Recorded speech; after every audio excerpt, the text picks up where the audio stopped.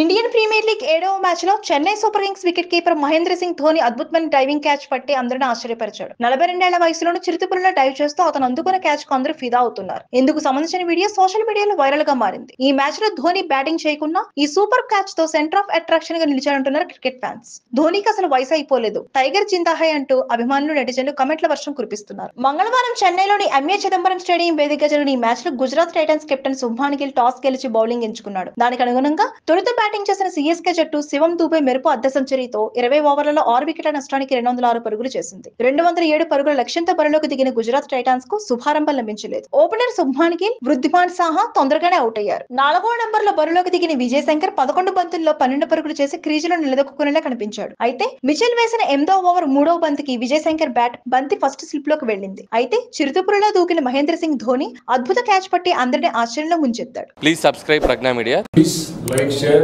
subscribe to Pragna Media. Pragna Media, please do like, share and subscribe. Please subscribe to Pragna Media. Please like, share and comment if you like the video. Pragna Media.